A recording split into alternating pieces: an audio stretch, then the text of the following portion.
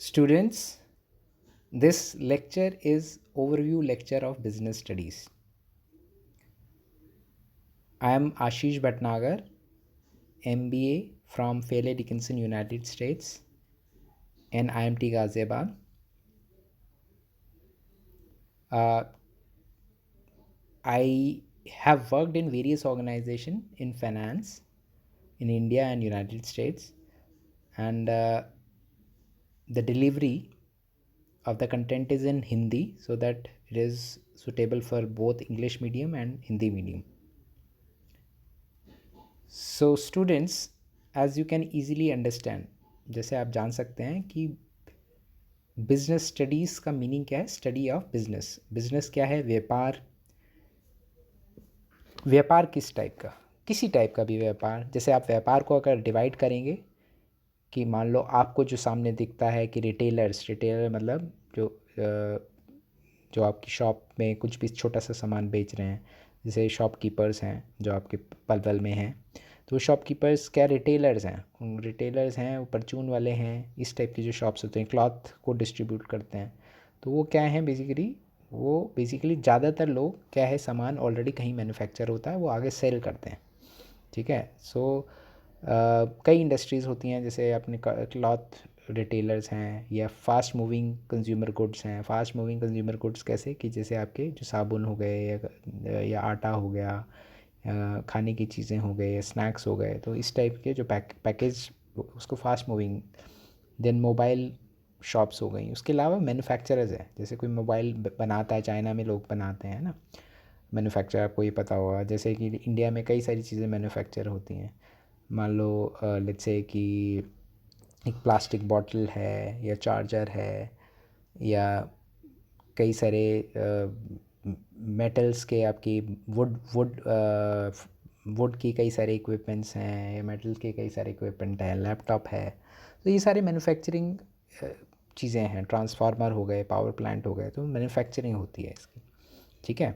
तो ऐसे ही इसके अलावा क्या होता है, ट्रेडिंग होती है। जैसे मान लो आपकी स्टील मैन्युफैक्चरिंग कंपनीज होती हैं, जैसे मान लो टाटा स्टील है, वो आयरन ओर से स्टील में कन्वर्ट कर देती है। ठीक है। तो उसको मैन्युफैक्चरिंग हो गया। अब वो क्या है, आगे आगे सेल कैसे करते हैं?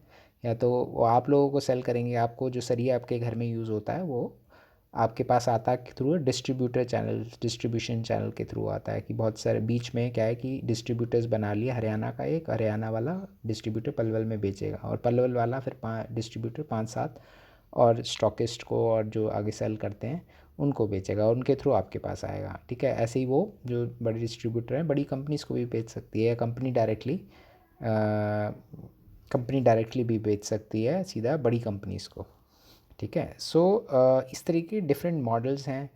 और उसके अलावा सर्विसेज भी वो बहुत इंपॉर्टेंट होता है, कि एक बिज़नेस होता है सर्विसेज की। भाई आपको जैसे हॉस्पिटल में जाना है, हॉस्पिटल में आपको आपको या फिर सॉफ्टवेयर ख़रीदना है।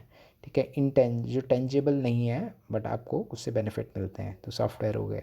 तो ये सर्विसेज बिजनेसेस भी आपका एक तरह का क्या है, ये किसके अंडर आता है? ये आता है नेचर ऑफ बिजनेस। और पर्पस ऑफ बिज़नेस क्या होता है कि आपको प्रॉफिट, अल्टीमेटली बिज़नेस का पर्पस ज़्यादातर प्रॉफिट कमाना ही होता है।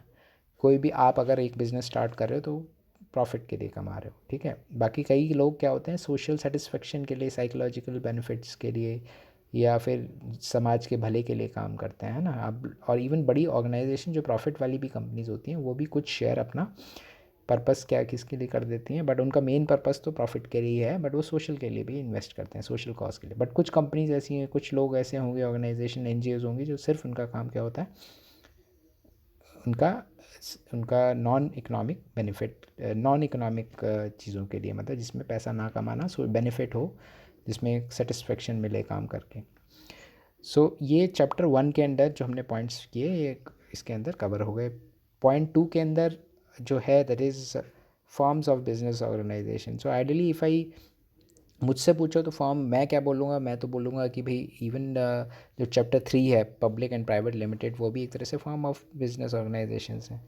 ठीक है। तो पहला जो बिज़नेस इसके अंदर डिस्कस किया हुआ है, वो डिस्कस किया हुआ है जैसे कि आप सोल प्रोप्राइटर हो, आप अकेले अपने बिज़नेस स्टार्ट किया, या फिर आपने दो लोगों के साथ किया तो पार्टनरशिप हो गई। उसमें क्या है कि दोनों के इक्वल राइट्स हैं। सोल प्रोप्राइटर में अगर आपने लोन लिया तो आपकी रिस्पॉन्सिबिलिटी है पे। ऐसे ही पार्टनरशिप में भी दोनों की इक्वल, दोनों के पास इक्वल लाइबिलिटी है।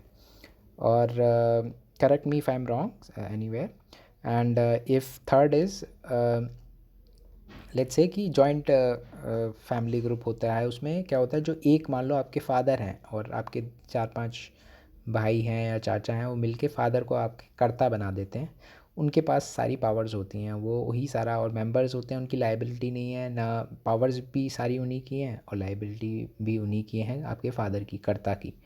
और तो ये भी एच यू एफ करके इस तरीके से इसको बोलते हैं।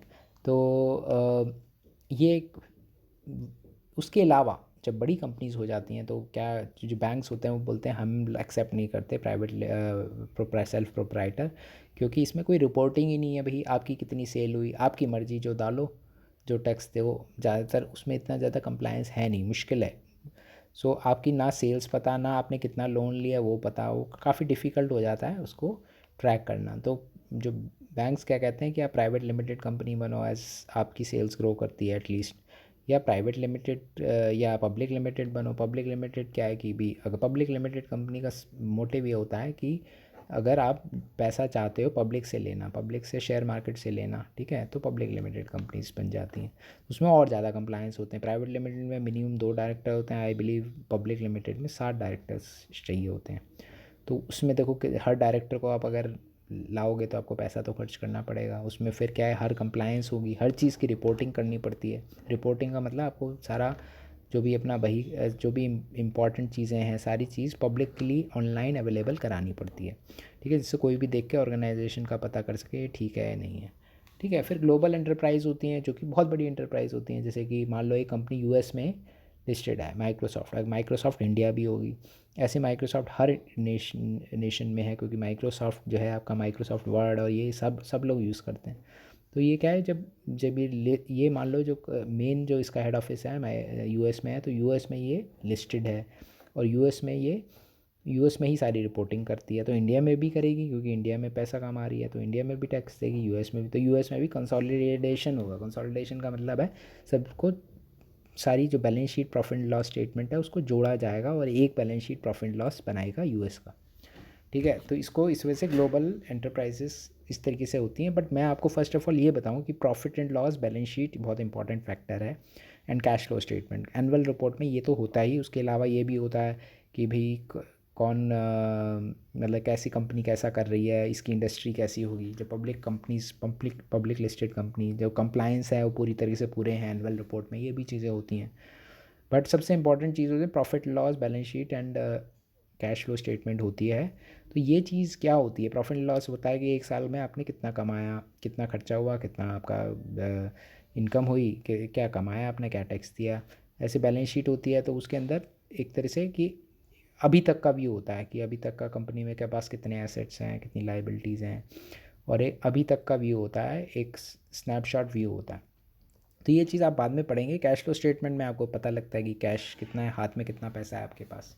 ठीक है, प्रॉफिट चाहे कितना भी हो, बट कैश, हाथ कैश इज किंग बोलते हैं, तो कैश, तो ये चीज़ मैटर करती है। ठीक है, सो ये चीज़ें सारी in private, public limited and global enterprise में सारी चीज़ें इवन वो रिपोर्ट करनी पड़ती हैं। दूसरा है कि बिज़नेस सर्विसेज, जैसे मैंने आपको बताया कि बहुत सारे बिजनेसेस हैं, उसके अलावा बहुत सारी सर्विसेज भी लेनी पड़ती हैं आपको। मान लो कि आपने मैन्युफैक्चरिंग करी, तो मैन्युफैक्चरिंग में आपको लेट्स से इंश्योरेंस लेनी पड़ी। ठीक है, तो इंश्योरेंस लेनी पड़ेगी, क्योंकि मान लो अगर आग लग गई तो उसके लिए आपको इंश्योरेंस लेनी पड़ेगी इंश्योरेंस कंपनी के पास। अगर आपने लोन लिया तो लोन लेने के लिए आपको बैंक के पास आना पड़ेगा, एनबीएफसीज के पास आना पड़ेगा। ऐसे ही मान लो आपके पास कहीं प्रॉब्लम आ गई टैक्स की, तो आप क्या सीए के पास आओगे, बोलोगे भैया हमारे टैक्स का डिस्प्यूट हो गया, सॉल्व कराओ। ठीक है, ऐसे ही आपको बीमारी हो गई तो आप डॉक्टर के पास आओगे। ठीक है, तो ऐसे ये प्रोफेशनल्स होते हैं। अगर मान लो आपका कुछ और कंप्लाइंस इश्यूज़ हैं तो आप सीएस के पास आओगे। तो ऐसे अगर मान लो आपको ये नहीं पता ये इंडस्ट्री कैसी आगे ग्रो करेगी, तो आप कंसल्टेंट्स के पास आओगे, या आपसे सॉल्व नहीं हो रहा कोई चीज़ तो आप कंसल्टेंट्स के पास आओगे।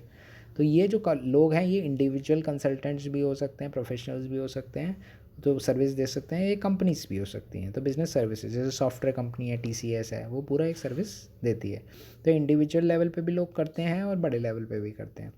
इमर्जिंग मोड्स ऑफ बिज़नेस के बारे में ये बताएंगे, नए नए तरीके क्या हैं। जैसे आपको पता होगा कि ऑनलाइन सब कुछ आजकल मिलने लग गया है, तो ये नया मोड है ऑनलाइन। और सोशल रिस्पॉन्सिबिलिटी ऑफ बिज़नेस क्या होता है कि मान लो कोई कंपनी प्रॉफिट में है तो गवर्नमेंट ने अब रूल लगा दिया, पहले नहीं था, कि 2% of PAT profit after tax जो है वो आपको, जो प्रॉफिट है वो आपको 2% वो आपको सोशल रिस्पॉन्सिबिलिटी में लगाना है। पहले भी कंपनीज करती थी।